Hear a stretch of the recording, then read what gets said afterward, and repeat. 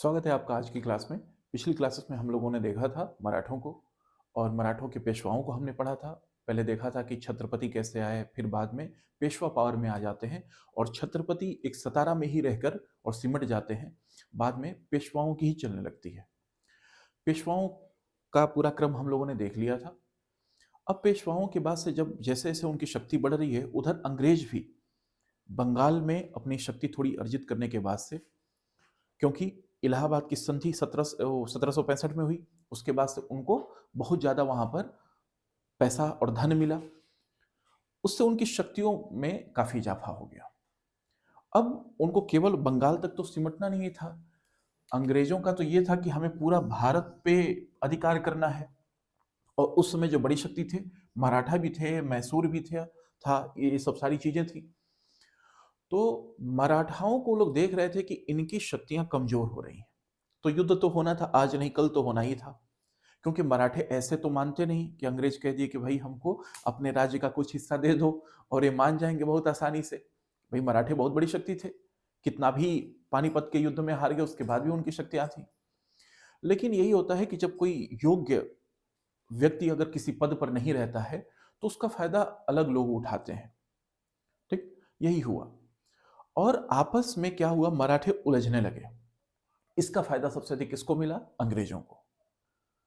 याद होगा कि 1761 के पानीपत के युद्ध के बाद से हमने बोला था कि इस युद्ध में मराठों की हार का यदि सबसे अधिक किसी को फायदा मिला तो मिला अंग्रेजों को। अब देखिए, उसी में हम लोग देखेंगे कि अंग्रेज और मराठाओं के बीच में 3 युद्ध हुए। इन तीनों युद्धों को हम लोग बारी बारी से पढ़ेंगे। तो कौन कौन से युद्ध हुए, देखिए हर एक एग्जाम में अलग अलग चीजें पूछी जाती हैं। हर एक एग्जाम का लेवल अलग होता है। तो जो वनडे एग्जाम्स हैं, जैसे मान लीजिए कभी सब इंस्पेक्टर वगैरह का हो गया या पुलिस का हो गया, इन सब एग्जाम्स में हो सकता है कि इसका डेट वगैरह पूछते। लेकिन यदि पीसीएस के परीक्षा में अगर आप बैठ रहे हैं या फिर अगर आप यूपीएससी वगैरह में, तो उसमें क्या हो जाता है कि पूछता है कि उस समय के कारणों को बताइए, तात्कालिक परिस्थितियों को बताइए। तो हम लोग इस हिसाब से क्लास को पढ़ेंगे ताकि सारी चीजें उसमें आ जाए और आपको आंसर अगर लिखना हो उसमें भी आसानी हो और ऑब्जेक्टिव क्वेश्चन भी आप आसानी से कर लेंगे। तो देखिए, वैसे 3 जो युद्ध हुए इनको मैं एक बार यहां पर लिख दे रहा हूं, उसके बाद से फिर हम लोग पढ़ते चलेंगे। आंग्ल मराठा प्रथम युद्ध, फिर यहां पर आंग्ल मराठा द्वितीय युद्ध,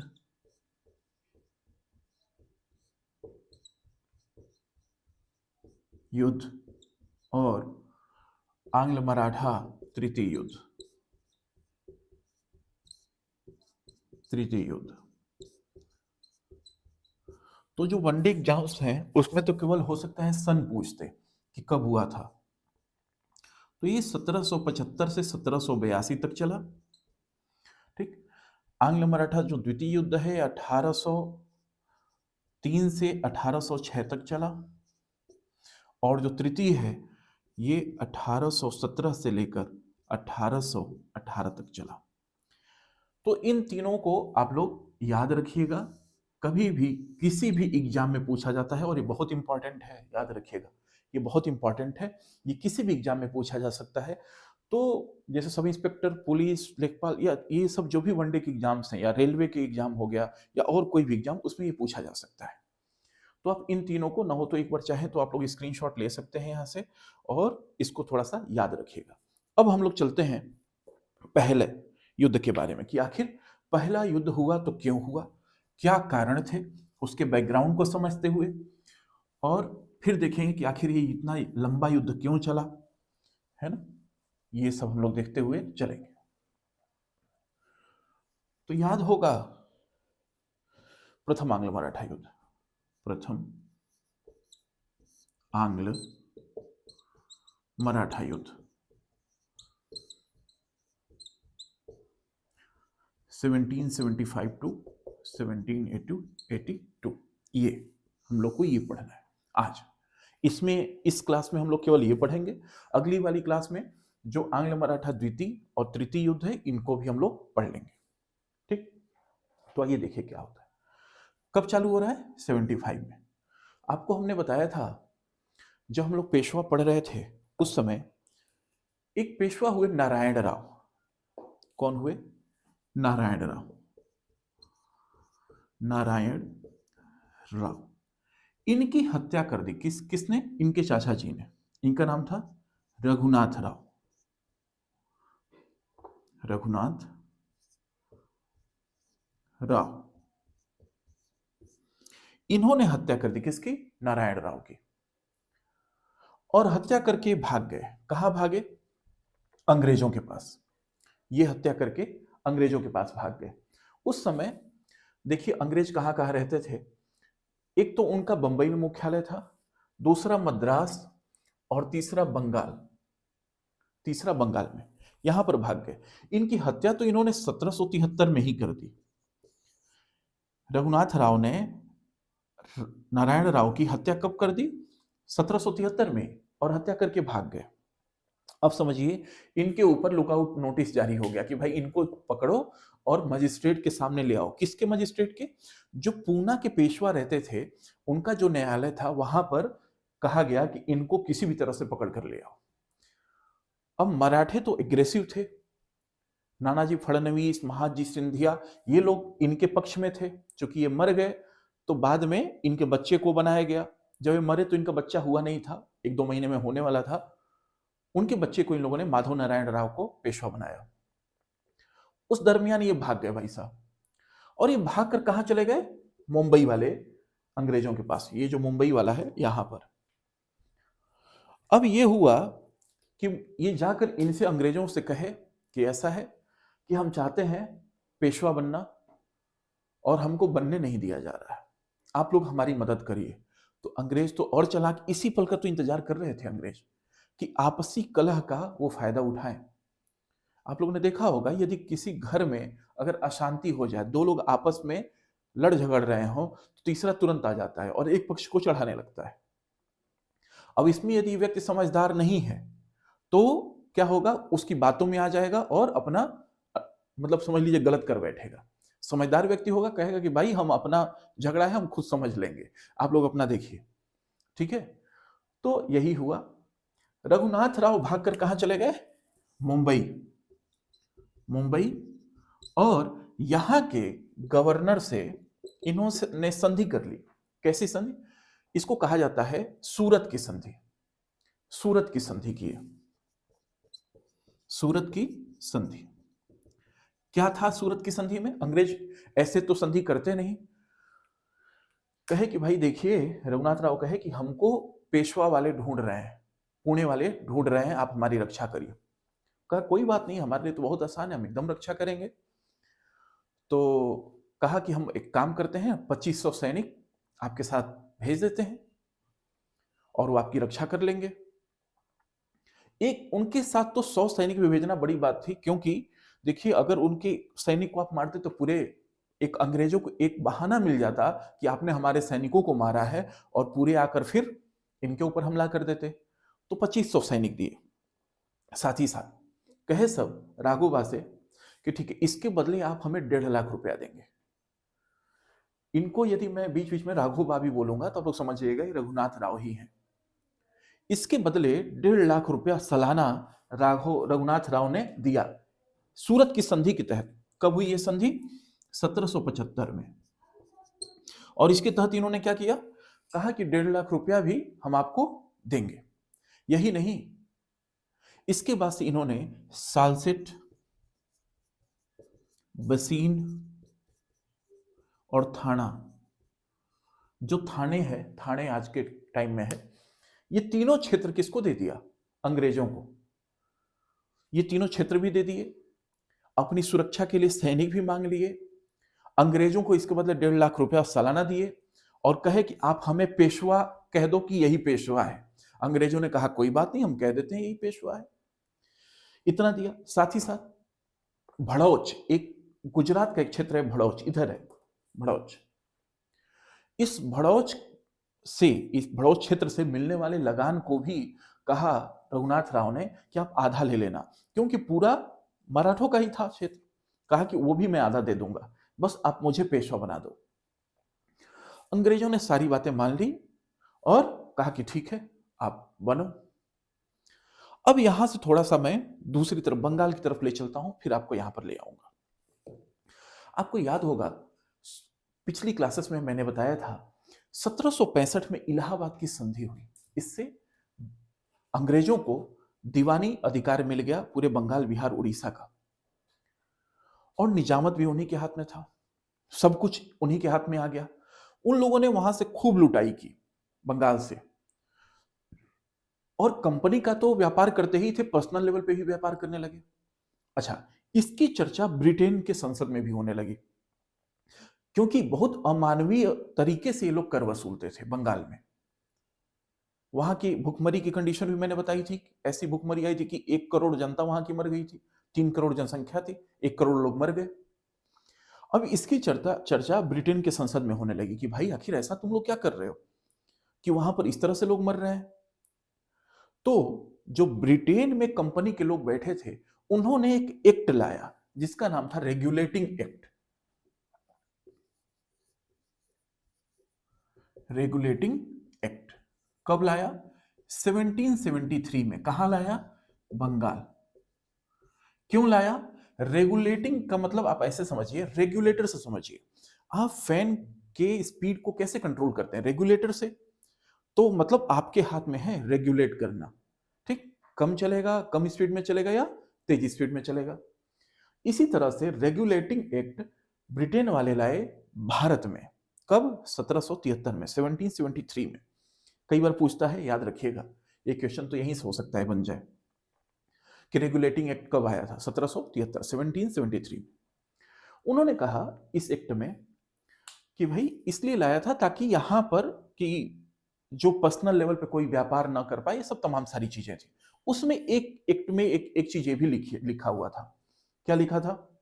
लिखा ये था कि जो बंगाल का गवर्नर है, अब ये गवर्नर जनरल होगा, और मुंबई के गवर्नर, और ये उस समय मद्रास था, मद्रास के गवर्नर को, मुंबई और मद्रास के गवर्नर को बंगाल के गवर्नर की बात माननी पड़ेगी कुछ मामलों में। कुछ मामलों में क्या था? जैसे विदेश मामले। मतलब इस एक्ट में ऐसा था कि ये जो 3 गवर्नर हैं, इनमें से एक गवर्नर जनरल होगा, इन दोनों का हेड कुछ मामलों में होगा, और इसकी बात इन दोनों को माननी पड़ेगी। ठीक, यह बात थी। यह बात समझिए कि अब रघुनाथ राव किससे संधि कर रहा है? मुंबई वाले से। उसमें बंबई था, उस समय बंबई था, और यहां से नहीं कर रहा है, बल्कि ये मामला क्या हो गया? विदेशी मामला हो गया। आपस में ही ये एक दूसरे को आपस में ये अलग अलग देश मानते थे, इनको ये विदेशी मामला हो गया। अब जो नानाजी फडणवीस थे पेशवा के साथ, कौन थे? नानाजी फडणवीस। उनको ये बात पता थी कि इससे संधि कर रहा है, अगर मैं इससे बुलवा दूं तो ये संधि मान्य ही नहीं होगी, रघुनाथ राव पेशवा रहेगा ही नहीं, और हमारा क्षेत्र ये जो तीनों बहुत ही मतलब यहां से टैक्स आ रहा है, यह अंग्रेजों के पास नहीं जाएगा। तो बंगाल वाले से इन्होंने, नानाजी फडणवीस ने संपर्क किया। उनका एक दूत आया, उससे नानाजी फडणवीस कहे कि भाई ये सब संधि तुम समाप्त करो, और फिर उसके दूत से इन्होंने एक पुरंदर की संधि की 1775 में। कौन सी संधि की? पुरंदर की। किसने किया? ये पेशवा ने किया था। ठीक, नानाजी फडणवीस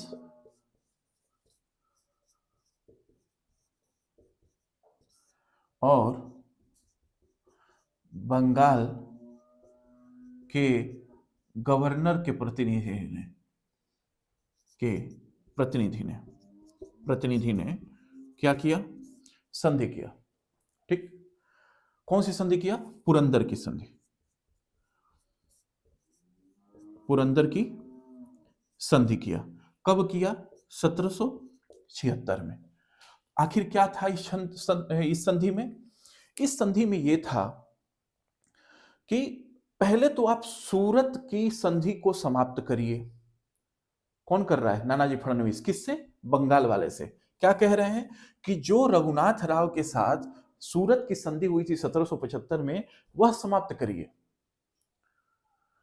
अंग्रेज बोले सब कि भाई ऐसा क्यों, हम करेंगे तो क्या फायदा मिलेगा? कहे कोई बात नहीं, हम आपको 12 लाख रुपए दे रहे हैं और एक काम करिए, ये हमारा आपसी मैटर है। ये चूंकि दूर बैठा हुआ था, यहां का बहुत ज्यादा समझ नहीं पाया, कहा कि ठीक है हम आपकी बात मान लेते हैं, तभी तो संधि हुई, संधि में तो दो पक्ष होंगे, किसी भी ट्रीटी में दो पक्ष होते हैं। मान लिया गया पुरंदर की संधि। लेकिन पुरंदर की संधि जो है, सूरत वाले कह रहे हैं कि हम इसको मानेंगे ही नहीं। क्यों? क्योंकि इनको लग रहा था कि हमें तो बड़ा क्षेत्र मिल गया संधि करने से, हमारा फायदा है, आपस में ये लोग लड़ मर रहे हैं, हमें उससे क्या मतलब, हमें तो अपने फायदे से मतलब है। तो सूरत की संधि से तो ये लोग ये सोचते थे। लेकिन अब पुरंदर की संधि को इन लोगों ने मना कर दिया, जो रघुनाथ राव के साथ। और सूरत जो मुंबई के जो उस समय गवर्नर थे, इन लोगों ने माना ही नहीं। ये कह रहा है वारेन हेस्टिंग्स, कह रहा है कि भाई तुम्हें याद है 1773 में शक्ति हमें दे दी गई थी? कह रहा है चुप रहो। इन लोगों ने चुप करवा दिया इसको कि तुम शांत रहो, जहां बैठे हो यहां की बातें हम लोग समझ रहे हैं। और मुंबई वालों ने यह बात ब्रिटेन में बताई कंपनी के डायरेक्टर्स को। कंपनी के डायरेक्टर ने कहा कि भाई ये जो बाद वाली संधि हुई है ये हम नहीं मानेंगे, सूरत की संधि ही मानेंगे। इसका मतलब रघुनाथ राव को ही पेशवा मानेंगे। देखिए ये सब 1775 के बाद चल रहा है। आपस में फिर युद्ध होने लगे और जब पेशवा की बात इन लोगों ने नहीं माना तो उसमें नानाजी फडणवीस उसके बाद से जो सिंधिया लोग थे, है ना, इन लोगों ने मिलकर और अंग्रेजों को बहुत बुरी तरह से हराया, बहुत बुरी तरह से हराया। ठीक। और कहां हराया? तलगांव की मैदान में, तलगांव में का युद्ध हुआ। कब हुआ? 1779 में। देखिए ये आंग्ल मराठा युद्ध इतने साल तक चला, उसके बीच का ही ये सब क्रम है। 1779 में हुआ। ऐसा नहीं था कि रोज रोज युद्ध ही हो रहा है, कभी होता था कभी शांत, कभी होता था कभी शांत। मतलब एक निश्चित इस बात पे लोग नहीं पहुंचते थे कि आखिर कौन जीता कौन हारा या कोई संधि, ऐसा नहीं होता था, बीच बीच में होता रहता था, ये सब चीजें चलती रहती थी। तलगांव का युद्ध हुआ। इसमें मराठों ने अंग्रेजों को बुरी तरह हराया। मराठे ही हरा दिया अंग्रेजों को। कहां के अंग्रेज को? जो ये बंबई वाले जो अंग्रेज थे ना, इनको हराया, बहुत बुरी तरह से हराया। और हराने के बाद से एक संधि किए, उसको बोलते हैं बड़गांव की संधि। बड़गांव की संधि, बड़गांव की संधि कब हुई? इसी साल हुआ जिस साल हराए, उसी साल 1779 में। 1779 में बड़गांव की संधि हुई। किसके किसके बीच हुई? ये नानाजी फडणवीस मतलब पेशवा के मध्य हुई और सूरत वाले ये जो अंग्रेज थे इनके मध्य, ये बंबई वाले जो अंग्रेज थे इनके मध्य। अब इस युद्ध के बाद देखिए हुआ क्या। मराठों ने दो अंग्रेजों को पकड़ लिया था। अंग्रेजों को कहा कि ये हमारे बंधक में रहेंगे। उनसे 45,000 रुपए भी लिए अंग्रेजों से, और पैसे तो लिए ही, साथ ही कहे कि जितना क्षेत्र था, जितना क्षेत्र सब हमारा वापस करो। सब वापस करवा लिए इनसे। साथ ही साथ कहे कि रघुनाथ राव को वापस करो हमें। तुम, इन लोगों ने बोला कि रघुनाथ राव जो तुम्हारे पास जाके बैठ जा रहा है और कह रहा है हम पेशवा हैं, उसको तुम लोग क्या करो, हमें दो। यह सब संधि करवा दिया। अब समझिए कि, और एक बात और कहा कि तुम लोग कभी रघुनाथ राव का साथ नहीं दोगे अंग्रेजों से, यहां के अंग्रेजों से। कौन कह रहा है? पुणे के जो भी पेशवा हैं ये सब। अब यह संधि जब हो गई, क्योंकि मराठे तो जीत गए थे, अंग्रेज हार गए थे। यह जब संधि हुई तो ये अंग्रेजों के लिए बहुत ही ज्यादा अपमानजनक संधि थी, बहुत ही ज्यादा अपमानजनक संधि। वारेन हेस्टिंग्स कहता है, जो बंगाल में बैठा था, इसने चूंकि मना किया था कि ये सब फालतू की संधि तुम लोग मत करो सूरत वाले, क्योंकि मराठे उस समय, उसको पता था कि मराठे ज्यादा पावरफुल हैं, तुम्हें हरा देंगे अच्छे से। ये लोग माने नहीं थे, मराठे हरा ही दिए। सिंधिया होलकर, भोसले, ये सब लोग तब मिले हुए थे, सब लोगों ने मिलकर हराया इनको। अब जब हार गए तो वारेन हेस्टिंग्स कहता है, जब इस संधि की शर्तों की तरफ मैं देखता हूं तो मेरा सर शर्म के मारे झुक जाता है। ठीक, अब हुआ क्या, ये सब सारी चीजें हो गई। यहीं से फिर कहता है ये कि चलो अब तो हम लोग हार गए ही हैं, एक काम करते हैं आपस में, तो चाहे हम लोग कुछ भी बड़ा छोटा जो भी है, कौन किसकी बात मानेगा नहीं मानेगा वो बात अलग है, लेकिन अगर हारते हैं तो इससे कंपनी का लॉस होगा।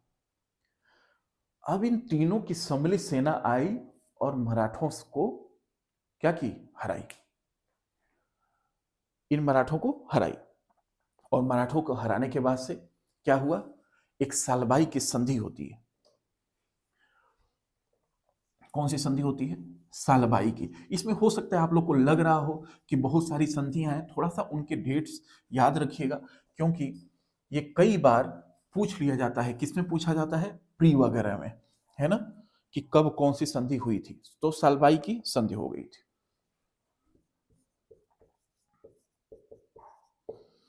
सालबाई की संधि कब हुई थी, 1782 में, 1782 में। किसके किसके मध्य हुई थी, यह हुई थी अंग्रेज और मराठों के बीच में।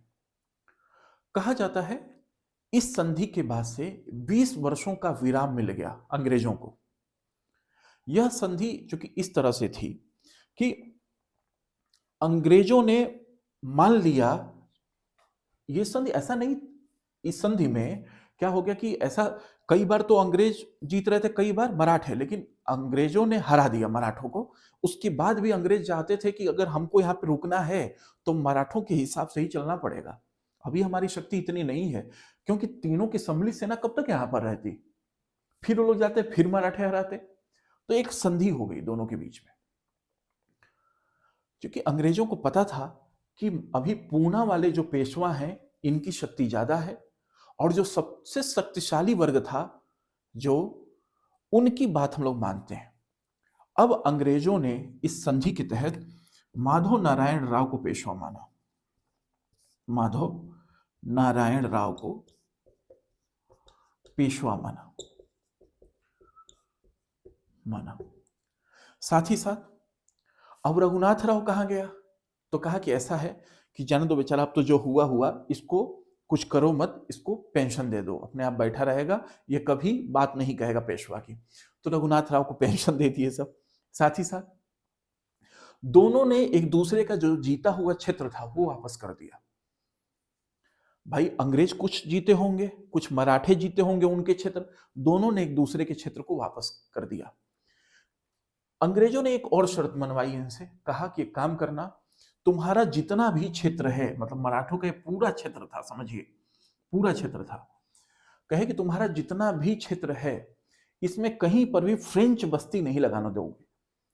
मतलब फ्रांस वाले यदि चाहें कि कहीं व्यापारिक केंद्र खोलें तो आप खोलने नहीं दोगे, मराठे हमें विश्वास दिलाओ। मराठों ने कहा जाओ डन, नहीं खोलने देंगे। तो 1782 में जाकर इस संधि से प्रथम आंग्ल मराठा युद्ध समाप्त होता है। कब समाप्त हुआ, 1782 में। किस संधि के तहत, सालबाई की संधि के तहत। ठीक, तो कभी हो सकता है प्री में पूछ दे, पीसीएस में या आरओ में, कि किस संधि के तहत प्रथम आंग्ल मराठा युद्ध समाप्त हुआ, तो यह आप लोग बताइएगा उसका आंसर। यह सालबाई की संधि थी जो कि 1782 में हुई थी। अब इस संधि से कहा जाता है कि 20 वर्षों का विराम मिल गया। अंग्रेजों ने तब तक और क्या किया, मैसूर वगैरह, जो मैसूर, हैदर अली, टीपू सुल्तान, ये वाला क्षेत्र था, उधर ध्यान दिया, उधर ध्यान देकर ताकि अपनी शक्ति को हम और बढ़ाएं।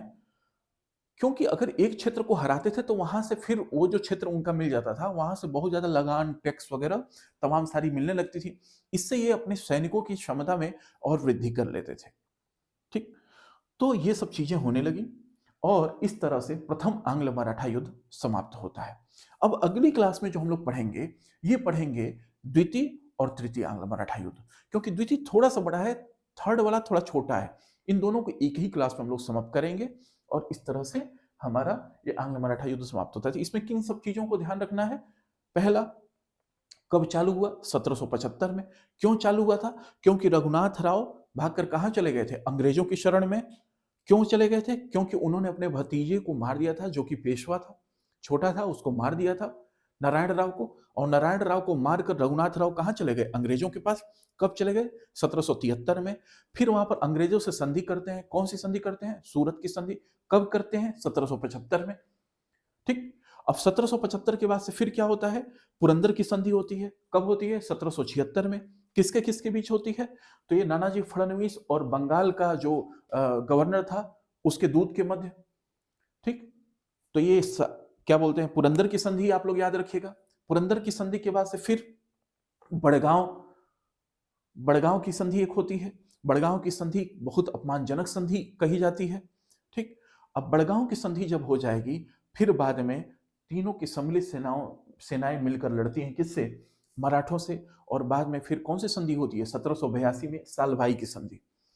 अब 20 वर्षों का विराम इसलिए कहा जाता है क्योंकि इसके बाद सीधे 1802 में एक संधि होती है ना, बेसिन की संधि जिसको बोला जाता है, वो होगा, है ना। तो हम लोग फिर उसको अगली क्लास में देखेंगे। तो फिलहाल ये सब चीजें याद रखिएगा। सूरत, सालबाई, सलवाई तो लास्ट में है, बड़गांव, पुरंदर, ये सब चीजें आप लोग याद रखिएगा। यहां से क्वेश्चन पक्का पूछा जाता है, आने वाले किसी भी एग्जाम में पूछा जा सकता है। तो आप लोग बहुत ध्यान से पढ़िएगा। तो आज के लिए इतना ही। Thank you so much.